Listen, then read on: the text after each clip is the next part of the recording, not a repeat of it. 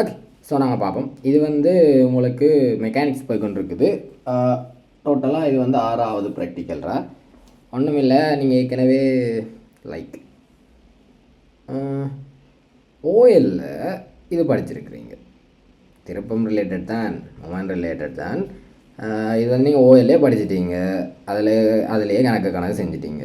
அப்புறம் என்னத்துக்கு தேவையெல்லாம் பயனுண்டு, இந்த சிம்பிள்லாம் பார்ப்போம். என்னென்னா ஃபர்ஸ்ட் எய்மிலேருந்து போவோம். Determination of the mass of a body using principle of moments. அதாவது திருப்பம் தொடர்பான கோட்பாடை பயன்படுத்தி பொருள் ஒன்றின் நிறையை துணிதல். ஓகே, திருப்பம் மூமெண்ட் ஒன்றுமே இல்லை. என்ன ஒரு புள்ளி பற்றி திருப்பம் எடுத்திருப்பீங்க, அதை பற்றி திருப்பம் எல்லாமே ஈஸி. என்ன ஃபோர்ஸ் இன்டு டிஸ்டன்ஸ் தானே, விசை தர தூரம், அது செங்குத்து தூரமாக இருக்கணும், அவ்வளோதான். அதுங்கிற திருப்பத்தின் நார்மல் இதில் வந்து சும்மாவே செங்குத்து தான் இருக்குது, அதெல்லாம் நீங்கள் பார்க்கவே தேவையில்லை. ஸோ நீங்கள் பார்க்க வேண்டியது வந்து என்னது, விசை தர செங்குத்து தூரம் உண்டு. அதில் வந்து நார்மல் தான். இதில் நாங்கள் தேவையான பொருள்லேருந்து போவோம். கொஞ்சம் இம்பார்ட்டண்டான ப்ராக்டிக்கல் தான். பிகாஸ் இதில் இந்த கிராஃப்ன்ற கன்செப்ட் வந்து மெயினாக இதெல்லாம் தொடங்கினது உங்களுக்கு. இப்போ நாங்கள் வந்து மெட்ட வீடியோஸ் பார்த்துட்டு வந்தாலும் உங்களுக்கு இதாக இருக்கும். கிராஃப்ன்றது இந்த அடிப்படை முதலாவது கிராஃப் உங்களுக்கு இதெல்லாம் வரப்போகுது. அப்போ அதில் வந்து அவன் கொஞ்சம் கேட்பான், அதால் தான். சரி, தேவையான பொருள் வந்து மீட்டர் போல் சொல்லியிருக்கான். மீட்டர் ரூலர், அது என்னத்துக்குண்டா இதுதான் அந்த மீட்டர் ரூலர். அடுத்தது வந்து அதில் தான் நாங்கள் வந்து வெயிட்டை கட்டி போட்டு அளக்க போகிறோம். உண்மையாக பேலன்ஸ் பண்ணுற கஷ்டமாடா நடுவில். இதில் பேலன்ஸ் பண்ணுற சரியான கஷ்டம். நீங்கள் இப்போ எக்ஸ்பெரிமெண்ட்டாக செஞ்சு பார்த்தீங்கன்னா உங்களுக்கு தெரிஞ்சுக்கும் சரியான கஷ்டம். ஆனால் வேறு வழி இல்லை. அதில் பேலன்ஸ் பண்ணுறதுக்கு அதில் ஒரு இது வச்சுருப்பாங்கள்ட்ட. அப்போ அதில் தான் வைக்கணும். உங்களோட லேபில் நீங்கள் செஞ்சு பார்த்தீங்கன்னா தெரிஞ்சிருக்கும். அடுத்து வந்து கத்தி விளிம்பு, நைஃப் எட்ஜ். இவர் தான் அந்த நைஃப் எட்ஜ், கத்தி விளிம்பு. இது வந்து என்னத்துக்கு யூஸ் பண்ணுறேன்றால் அதை ஹோல்ட் பண்ணி பிடிச்சிருக்கிறது தான் கத்தி விளிம்பு யூஸ் பண்ணுறது. அடுத்தது 50 கிராம் வெயிட் சொல்லியிருக்கான். இவன் தான் 50 கிராம் வெயிட். இவர் வந்து உங்களுக்கு தெரிஞ்ச மேஸ், அதாவது நோன் வெயிட்ன்ட்டு இருக்குது. ஏன்னாண்டா 50 கிராம்னு உங்களுக்கு தெரியும். அடுத்தது வந்து ஒரு கல் அல்லது கிளாஸ் டொப்பர் என்று சொல்லியிருக்கான். இந்த இது உங்களுக்கு தெரியாத மேஸ். நான் இதுண்ட மேஸ் தெளிவாக தான் கண்டுபிடிக்க போகிறோம். இது வந்து கிட்டத்தட்ட இவருக்கு ஈக்குவலாக இருக்கணும். ஏனெண்டா அப்படி இல்லாட்டி, அதை நான் ரீசன் பேர் சொல்கிறேன், இவர் வந்து கிட்டத்தட்ட 50 கிராமுக்கு, நான் ரீசன் பேர் சொல்கிறேன், இது வந்து கிட்டத்தட்ட 50 கிராமுக்கு கிட்டவே இருக்கணும். சும்மா இதுதான் தெரியாத இது, ஆனால் எங்களுக்கு ஓரளவு தெரிஞ்சிருக்கணும். ஓகே, பார்க்கவே தெரியும் தானே இது விளையாண்டா அப்படி. அடுத்து வந்து பீஸ் ஆஃப் ஸ்ட்ரிங் போட்டிருக்கான், அதாவது நூல் போட்டிருக்கான்.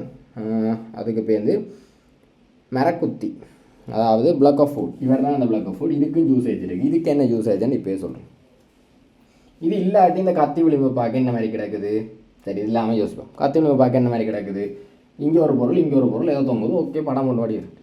இது வந்து நீ படத்தில் இருக்கலாம். என்ன நீ ரியல் லைஃப்பில் என்ன வைக்க போகிற, ரியல் லைஃப்பில் என்ன இது என்ன இது அப்படின்னு இது என்ன தலையில் முட்டி கொண்டு இருக்க போதா, நாங்கள் ஏதாவது தூக்கி வைக்கணும் தானே. அப்போ இதுன்ற பயன்பாடு பிளாக் ஆஃப் ஃபுட் என்னத்துக்கு என்றால், கத்தி விளிம்பு வந்து இது ரெண்டு இதுக்கு ஹைட் காணாது. அப்போ அதை கத்தி விளிம்பை மரக்குத்திக்கு மேல் தான் வைப்போம். ஏன், அப்போ தான் எங்களால் ஒழுங்காக இதில் வாசிப்பாக அளக்க முடியும். அவன் அதைத்தான் அதுக்கு சொல்கிறான்.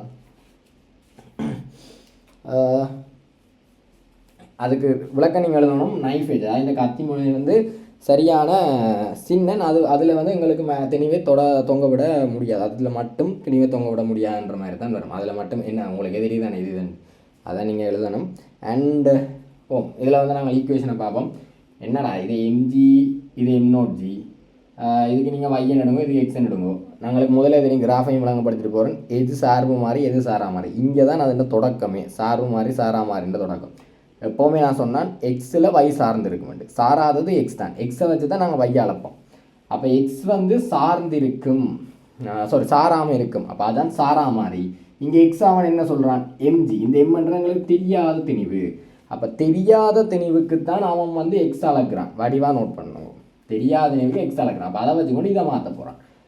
அடுத்தது நீங்கள் நோட் பண்ணணும், எக்ஸ் வந்து யூனிஃபார்மாக இருக்கணும். அதாவது இதில் இடைவெளி 5 சென்டிமீட்டர்னா இது சென்டிமீட்டர் தான். அப்போ 5 சென்டிமீட்டர்னா 5 சென்டிமீட்டருக்கு ஒருக்கான்ற மாதிரி நீங்கள் நோட் பண்ணியிருக்கணும். இது 0லேருந்து வராது, அதனால் இதில் டொட் லைன் இருக்குது. அங்கெல்லாம் போகுமே, வெயிட் வந்து 0ல் இருக்காது. அதான். ஸோ ஒரு 5-5 சென்டிமீட்டருக்கு நீங்கள் பார்க்கணும். 5-5 10-10 உங்களோட விருப்பம். என்னென்றால் இது வந்து ஈக்குவலாக இருக்கணும். அப்போ என்ன, இதுன்ற லென்த்தை நீங்கள் ஈக்குவலாக அட்ஜஸ்ட் பண்ணணும். விளங்குதா? ஸ்டார்ட்டில் வந்து கிட்ட வச்சுட்டு ஏன் கிட்ட வைக்கணும், எக்ஸ் என்ன முதலாவது இங்கே ஸ்டார்ட்டில் கிட்ட தான் வைக்கணும். இப்போ நாங்கள் 5-5 ஏதோ கூட்டிகிட்டு போகணும். அப்போ என்ன செய்யணும், நான் இனிஷியலாக பேலன்ஸ் பண்ணேக்க இங்கே 50 இருக்குன்னு தானே, இங்கே 50 அங்கே 50 பார்த்தா ஏதோ பேலன்ஸ் பண்ணி வச்சுருப்போம். மிச்சத்தை இங்கே இவ்வளோ இருக்குன்னு பார்த்துட்டு அதுக்கேற்ற மாதிரி நீங்கள் பிரித்து போட்டு இதையும் பேலன்ஸ் பண்ணணும். இப்போ நான் சொல்கிறேன் என்னதுக்கு இது 50 கிராமாக எடுக்கணும், 50 கிராம கிட்ட எடுக்கணும்.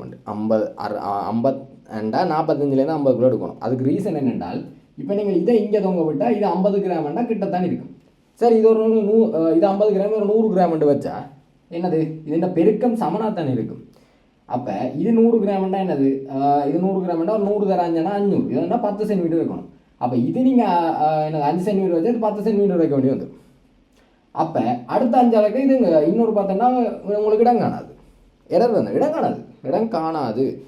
அப்போ இதுக்கான ரீசன் வந்து உங்களுக்கு என்னது, இதுக்குள்ளே எங்களோட மீட்டர் ரொட்டுக்குள்ளே இருக்கணுமன்றதுக்காக தான் இதை வந்து நாங்கள் என்னது 5 சென்டிமீட்டர் வைக்கக்கூடிய மாதிரி இதுவும் அதுக்கேற்ற மாதிரி 6 7 கிட்ட இறங்கினா பரவாயில்ல. தொடர்ந்து அப்படியே பெருசாக இறங்கிவிட்டால் ஒன்றுமே நல்லா செய்யலாது. அதுக்கு தான் அது வந்து 50 கிராமு கிட்ட இருக்கணும். அடுத்த நீங்கள் எது சவுண்டோட பார்த்தீங்கன்னா என்னது M0Gயோட பை தான், M0 தான் தெரிஞ்ச திணிவு, அதோட பையை வச்சிருக்கான். நான் அப்போ எக்ஸச்சை மாற்ற தான் வையச்சு மாறுது தண்டவாட்டில். அதை பார்த்து நீங்கள் இது இப்படி எடுத்தால் இப்படி வரும், இதில் கிரேடியன்ட் இது வருது. ஸோ உங்களுக்கு தெரியாத நியூ என் தானே, அப்போ அதை தான் காணணும். இப்போ கிரேடியன்ட் தர M0ன்றது உங்களுக்கு இது சிம்பிளாக மேட்ச் வந்துடும். இப்போ நான் ப்ராக்டிக்கல் ஸ்டெப்புக்கு போவோம். முதலாக இந்த பிளாக் ஆஃப் ஃபுட்டில் வந்து நைஃப் எஜ்ஜை வச்சு போட்டு அதுக்கு மேலே மீட்டர் ரூலரை பேலன்ஸ் பண்ணணும். மீட்டர் ரூலர்ன்ற அந்த சென்டரில் வந்து பேலன்ஸ் பண்ணுறதுக்கு ஏற்ற மாதிரியே ஒரு ஹோல் உண்டு போட்டு வச்சுருப்பாங்க லேபில். அப்படி இல்லை புது மீட்டர் ரூலர்ன்றால் கொஞ்சம் கஷ்டம்தான், பட் நார்மலாக அது இருக்கிறது. சரி, அதை பேலன்ஸ் பண்ணணும். பேலன்ஸ் பண்ணால் அது அப்படியே நிற்கும். இப்போ இந்த பேலன்ஸ் பண்ணால் இப்போ இதில் வந்து ஒரு திணிவை கட்டி விடணும், இதில் வந்து திணிவை கட்டி விடணும். இப்போ கிட்ட வச்சு போட்டு பேலன்ஸ் பண்ணிவிட்டு இப்போ கொஞ்சம் கொஞ்சமாக இறக்க போகிறீங்க. இதுதான் திணிவு. சாரி, இதுதான் ப்ராக்டிக்கல். என்னது குறைஞ்சது 6 ரீடிங் எடுக்கணும். ஏன் 6 ரீடிங் எடுக்கணும் ஏற்கனவே சொல்லியிருக்கேன். மினிமம் 6, பிகாஸ் அப்போ தான் எங்களுக்கு வந்து கிராஃபில் சும்மாவே நீங்கள் ஒரு ரீடிங் அளந்தே இதுக்கு செய்யலாம். கிராஃபில் ஏன் போடுறோம், கிராஃபில் போட்டால் தான் எங்களுக்கு அக்குரேட்டான வேல்யூ கிடைக்கும், அதாவது அந்த செம்மை அதிகரிக்கும். அதுக்காக தான் நாங்கள் வந்து 6 ரீடிங் குறைஞ்சது எடுத்தே ஆகணும். இதுதான் இது. மற்ற இதில் வந்து கிராஃப் எங்களுக்கு எப்படி வரும், நேராக வராது, இங்கேண்டு வரும். அதுக்குள்ளாக நீங்கள் போட்டு கிடணும். இந்த கிராஃப் என்ன அதெல்லாம் பார்த்துட்டோம். ஸோ இவ்வளவு தான் சிம்பிள் ப்ராக்டிக்கல் தான். இதில் எக்ஸச் வந்து என்னத்துக்கு வருது, தெரியாத திணிவுக்கு தான் வருது. அப்போ தெரியாத திணிவுன்ற தூரத்தை தான் மாற்ற போகிறோம்ன்றது உங்களுக்கு மைண்டில் இருந்தால் காணும். மற்றும்படி இதில் வந்து தேவையானதுகள் என்றால் அவன் கேட்பான் என்னத்துக்கு இதை நாங்கள் சென்டரில் பேலன்ஸ் பண்ணணும். நான் சொன்னல மீட்டர் ரூலரை வந்து சென்டர்லாம் பேலன்ஸ் பண்ணணும். அதுக்கு ரீசன் என்னன்னா உங்களுக்கு இப்போ சென்டரில் பேலன்ஸ் பண்ணாடி என்ன நடக்கும் என்றால் உங்களுக்கு வந்து மீட்டர் ரூலர்ன்ற வெயிட் ரெண்டும் ஒன்று இருக்குது. அதை நீங்கள் எதுக்கு மறந்துடுறீங்க. இதுக்கும் M0 இதுக்கு எம்மெண்டு பார்த்துட்டிங்க. சரி, மீட்டர் ரூலருக்கும் ஒரு வெயிட் இருக்குது. அந்த வெயிட் என்னது, அது ஒரு M' வைங்க. M' வெயிட் தானே. அப்போ M' இருக்கும். அப்போ M' என்ற வெயிட் இருக்குது என்றால் அந்த வெயிட் எங்கே தாக்கும், மீட்டர் ரூலர்ன்ற திணிவு மையத்தில் தாக்கும், சென்டர் ஆஃப் மேஸில் தாக்கும். ஸோ அந்த திணிவு மையம் எங்கே இருக்கும், மீட்டர் ரூலர்ன்ற சென்டரில் இருக்கும். இப்போ அது ஏன் சென்டரில் வைக்கிறோம் என்றால் இந்த M0G போட்டு அளக்கலாம் உங்களால், ஆனால் அது தேவையில்லாத வேலை. இப்போ நீங்கள் அதை அளந்தீங்கன்னா இன்னொரு +C வந்து கிராஃப் எல்லாம் மாறிடும். எங்களுக்கு வந்து அது தேவையில்லை. M0G M' எங்களுக்கு அளக்கவே தேவையில்லை. என்னத்துக்கு நான் மீட்டர் ரூலர்ன்ற வெயிட் அளந்துட்டு இருக்கணும். ஸோ நான் M0G இந்த இதிலேயே வச்சிட்டோம் என்றால் இந்த இதை அந்த R வந்து பேலன்ஸ் பண்ணிடும். அப்போ நீங்கள் இது போய்ட்டு திருப்பம் எடுத்தாலே இது சமநிலைன்ற மாதிரி நீங்கள் நார்மலாக பார்த்து ஈக்குவல் விதத்தில் பார்த்து போயிட்டுலாம். அதுக்காக தான் நாங்கள் வந்து மீட்டர் ரூலர்ன்ற சென்டரில் பேலன்ஸ் பண்ணணும். இது முக்கியமான பாயிண்ட்.